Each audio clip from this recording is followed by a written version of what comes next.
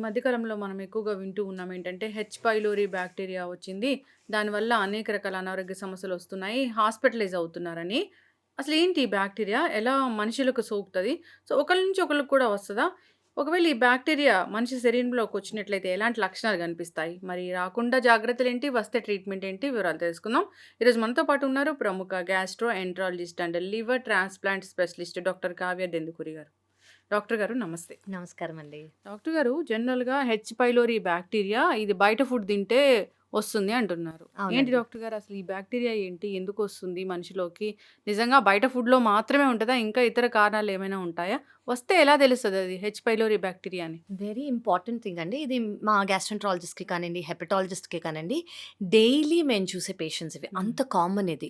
అంటే world population తీసుకుంటే హ్మ్. 2 ½ టైమ్స్ అంటే వరల్డ్‌లో హ్మ్. 2/3 మందికి ఈ బ్యాక్టీరియా ఉండే అవకాశం ఉంటుందనమాట. ఓహ్! అది అంత కామన్. ఎవరికి వచ్చే అవకాశం ఉందంటే మీరన్నట్టు బయట ఫుడ్ కానియండి, చేతులు సరిగ్గా కడుక్కోకుండా హ్మ్. ఆహారం తీసుకునేవాళ్ళు, హ్మ్. లేదా ఆహారం సర్వ్ చేసేవాళ్ళు, కంటామినేటెడ్ ఫుడ్ కానియండి, కంటామినేటెడ్ వాటర్ కానియండి, హ్మ్. దానివల్ల వచ్చే హ్మ్. Most common bacteria. హ్మ్. దీనివల్ల వచ్చే సింప్టమ్స్ ఏంటి? అసలు ఏ ఆర్గన్ ఎఫెక్ట్ అవుతుందంటే హ్మ్. స్టమక్. పొట్ట డైజెస్టివ్ ట్రాక్ట్‌లో హ్మ్. మన స్టమక్ అనేది చాలా కామన్‌గా ఎఫెక్ట్ హ్మ్. అవుతుందనమాట.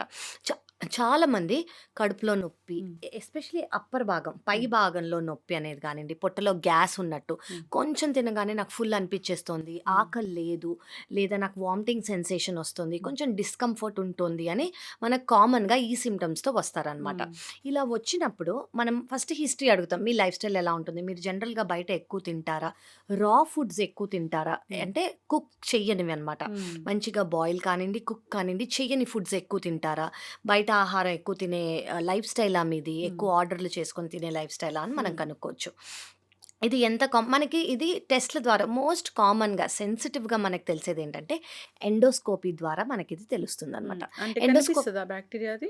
లేదండి. కనిపీదు. జనరల్లీ ఎండోస్కోప్ అంటే ఏంటంటే, హ్మ్. ఒక ట్యూబ్ చివరికి కెమెరా ఉంటుందనమాట. హ్మ్. అది మేము నోట్లోంచి పాస్ చేసి, హ్మ్. ఫస్ట్ ఆ స్టమక్ ఏరియాలో ఇన్‌ఫ్లమేషన్ ఉందా? ఇన్‌ఫ్లమేషన్ హ్మ్. అంటే ఏంటంటే, ఎర్రగా ఉందా? అక్కడ హ్మ్. కొంచెం ఎడిమా, కొంచెం స్వెల్లింగ్ ఉందా? హ్మ్. పుండులాగా ఉందా? అల్సర్‌లాగా ఉందా? హ్మ్. అనేది మనం చూడాలి. మనకలా ఉంది అని అనిపిస్తే, అందులోంచి జస్ట్ బయాప్సీని ఒక చిన్న టిష్యూ తీసుకుంటాము.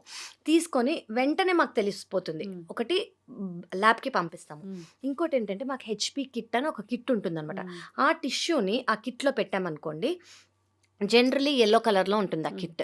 అది పింక్‌గా కన్వర్ట్ అయిందనుకోండి, హెచ్ పైలోరీ బ్యాక్టీరియా ఉన్నట్టు. అది మనకి నెక్స్ట్ 5 నిమిషాల్లో తెలిసిపోయేది. హ్మ్. సో, మనం ఎండోస్కోపీ చేస్తున్నప్పుడే ఆ రిపోర్ట్ మనకి వెంటనే వచ్చేస్తుందనమాట. ఓకే. చాలా సెన్సిటివ్ ఇది కూడా. హ్మ్. అఫ్‌కోర్స్ డౌట్ ఉంటే మనం ల్యాబ్‌కి కూడా టిష్యూ పంపిస్తాము. హ్మ్.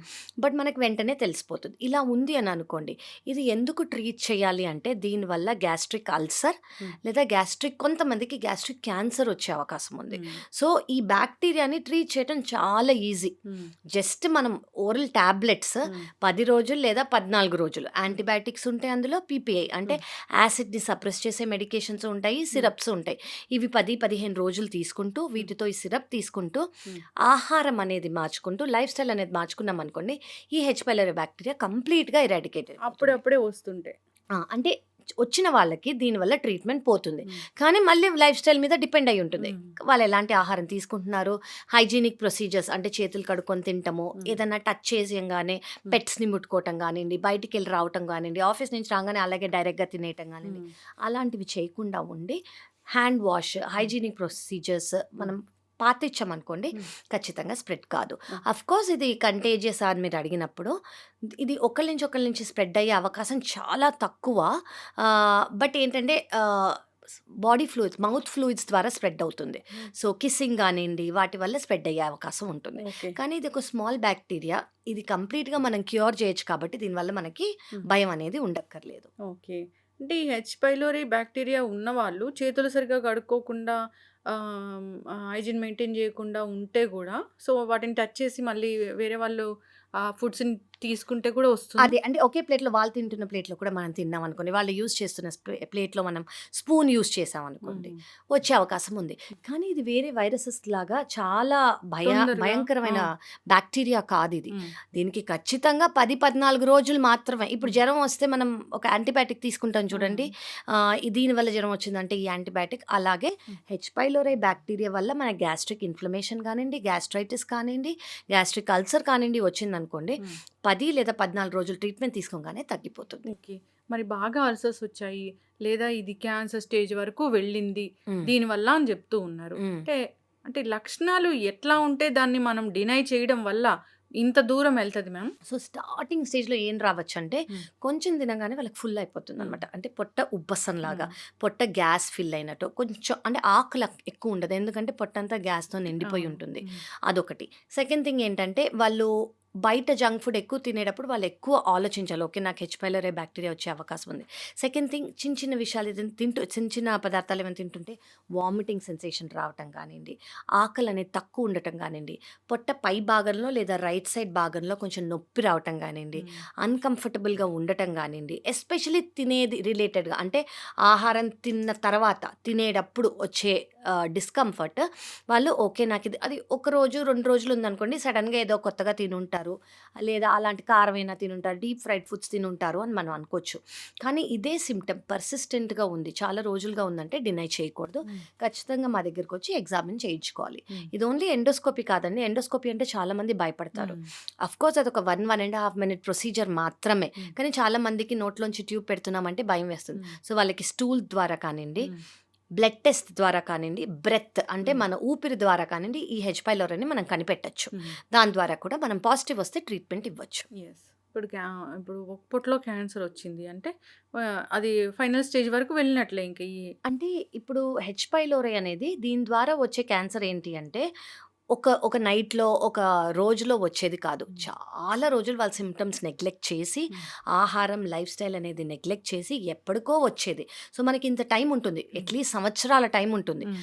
సింప్టమ్స్ నేను చెప్పినవి నెగ్లెక్ట్ చేయకుండా మా దగ్గరికి వచ్చారనుకోండి, మేము వెంటనే మాకు అర్థమైపోతుంది. హ్మ్. వాళ్ళు చెప్పిన సింప్టమ్స్ బట్టి, వాళ్ళు చేసే హ్మ్. ఎగ్జామినేషన్ చేసేది బట్టి వాళ్ళకేముందనేది మాకు పూర్తి అర్థమైపోతుంది. యాంటీబయోటిక్సే ఇస్తారా? యాంటీబయాటిక్స్ ప్లస్ యాసిడ్‌ని సప్రెస్ చేసే మెడికేషన్స్ ఇదొక కోర్స్ అనమాట. కోర్స్. హ్మ్. సో, ఇది ఇచ్చి ఆహారం కొంచెం మార్చుకొని, హ్మ్. లైఫ్ స్టైల్ మార్చుకుంటే కంప్లీట్‌గా ఇరాడికేట్ లాస్ట్ అయిపోతుంది. టైమ్ నేను మీ వీడియో చేసినప్పుడు ఒబెసిటీ గురించి వీడియో చేసినప్పుడు దాని కింద రాసారేందంటే మ్యామ్ మీరు లివర్ స్పెషలిస్ట్ కదా! నాకు ఈ హెచ్ పైలోరీ బ్యాక్టీరియా వచ్చింది. హ్మ్. టాబ్లెట్స్ వాడాను తగ్గింది. మళ్ళీ వచ్చింది అని రాసారు. ఎందుకిలా జరుగుతుంది అని అడగమన్నారు. ఓకే. సో, అది ఎందుకు జరుగుతుందంటే మీరు చెప్పినట్లుగా లైఫ్ స్టైల్‌లో చేంజెస్ చే లేకపోవడం వల్ల. ఒకవేళ వాళ్ళు చేంజ్ హ్మ్. చేసుకోలేదనుకోండి, అంటే కొన్ని రోజులు పాటిచ్చారు. హ్మ్. వాళ్ళు బాగా అయిపోతారు. మళ్ళీ ఆ లైఫ్ స్టైల్ చేంజెస్ కానియండి, ఆహారం చేంజెస్ కానియండి, వాళ్ళు ఒకవేళ పాటించలేదంటే హ్మ్. మళ్ళీ వచ్చే అవకాశం ఉంటుంది. యెస్. ఖచ్చితంగా. కొంతమంది ఏంటంటే రెసిస్టెంట్ కూడా ఉంటారు. హ్మ్. అంటే హ్మ్. మనం ఫస్ట్ హెచ్ పైలోరీ బ్యాక్టీరియాకి హ్మ్. యాంటీబయాటిక్స్ అనేది ఒక కిట్ ఉంటుంది. హ్మ్. హెచ్‌పీ కిట్ అని ఒక హ్మ్. కిట్ ఇస్తామనమాట. పొద్దున 3 టాబ్లెట్‌లు, నైట్ 3 టాబ్లెట్‌లు. ఒక 20-30% మంది హ్మ్. లేదా అరౌండ్ చాలా తక్కువ శాతం మంది ఈ కిట్ నుంచి రెసిస్టెంట్ ఉంటారు. అంటే ఈ కిట్ ఇచ్చినా కూడా ఓహ్! వాళ్ళకి పని చెయ్యదు. సో, ఈయన ఆ రకమా? ఆ కేటగిరీలో ఈయననా? అని హ్మ్. మనం చూసి హ్మ్. మళ్ళీ హెచ్ పైలోరీ పాజిటివ్ వస్తే మనం హ్మ్. సెకండ్ లైన్ డ్రగ్స్ ఇవ్వచ్చనమాట యెస్. వాళ్ళకి. మరి ఇన్ని పేషెంట్స్ చూసారు కదా! రోజు వస్తూ ఉంటారు ఇలాంటి పేషెంట్స్. ఏ ఏజ్ వాళ్ళు వస్తూ ఉంటారు ఇది ఎక్కువగా? నేను 18 ఏళ్ల నుంచి 75, 80 ఏళ్ల వాళ్ళ వరకు కూడా చూసాను. ఆబ్వియస్‌లీ ఇది వీళ్ళందరూ లైఫ్ బయట స్టైల్ ఫుడ్. ప్రాబ్లమ్. అవును. కరెక్ట్. హ్మ్. ఇది లైఫ్ స్టైల్ ప్రాబ్లమ్. ఆహారం వల్లొచ్చేది, హైజీన్ వల్లొచ్చేది. సో, ఇదే ఏజ్ గ్రూప్ అనేది ఉండదు. హ్మ్. ఏ ఏజ్ గ్రూప్‌కైనా కూడా ఖచ్చితంగా రావచ్చు. హ్మ్. సో, అందరూ కేర్‌ఫుల్‌గా ఉండాలి. అందరూ హ్మ్. బేసిక్‌లీ దీనివల్ల ఏమవుతుందంటే మనకి వేరే ప్రాబ్లమ్స్ కూడా రాకుండా ఉంటాయి. హ్మ్. హైజీన్ మెయింటైన్ చేశామనుకోండి, హ్మ్. నార్మల్‌గా చేతులు కడుక్కొని కుక్ చేసిన ఫుడ్ తినటం వల్ల మనకి వేరే ప్రాబ్లమ్స్ కూడా రాకుండా ఉంటాయి. యెస్.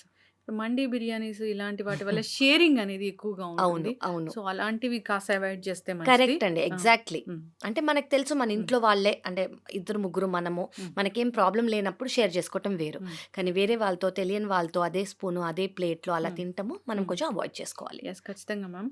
ఇప్పుడు చెప్పింది ఎలా ఉందంటే మన ప్రాచీన పద్ధతులు హ్మ్. ఒకప్పుడు చే కాళ్ళు చేతులు కడుక్కొని కడుక్కొనే ఇంట్లోకి భోజనం రావటము, జేయాలి. ఆ! చేతులు కడుక్కొని, కూర్చొని హ్మ్. తింటము, అవ్వంగానే ఆ ప్లేట్ తీసేసి హ్మ్. పక్కకు పెట్టేసి చేతులు కడుక్కోవటము, ఎవరిది వాళ్ళే చేసుకోవటము. హ్మ్. అవన్నీ చాలా ఆ ముందు కాలంలో చాలా ప్రివెంట్ చేసేవి హ్మ్. డిసీజెస్‌ని, ప్రాబ్లమ్స్‌ని. యెస్. అబ్సల్యూట్‌లీ రైట్ అండి. ఖచ్చితంగా మ్యామ్. జాగ్రత్తలు తీసుకోవాలని కోరుకుందాం. మీరన్నట్లుగా ఈ యాంటాసిడ్స్ మాకు తెలిసిన ఈ మెడికల్ ఓహ్! షాప్‌కెళ్ళి అలాంటి జెల్స్ వాడి హ్మ్. దాన్ని ఇంకా పెంచడం కన్నా ఒకసారి డాక్టర్ దగ్గరికొస్తే వాళ్ళు కరెక్ట్. చెప్తారు అసలు ఏం జరుగుతుంది పొట్టలో ఎగ్జాక్ట్‌లీ అండి. అనేది. కరెక్ట్. క్రానిక్ వరకు వెళ్ళకుండా ఉంటుంది. చక్కటి ఇన్ఫర్మేషన్ మ్యామ్. అందరూ జాగ్రత్తగా ఉండాలని కోరుకుందాం. దీనికైతే వ్యాక్సిన్ ఏమి ఉండదు కదా? ఏమి లేదండి. హ్మ్. ఇది జస్ట్ 10-14 డేస్ ట్రీట్మెంట్ మాత్రమే. హ్మ్. ఆ 14 రోజులు తీసేసుకుంటే they can be safe. Yes. చక్కటి ఇన్ఫర్మేషన్ అండి.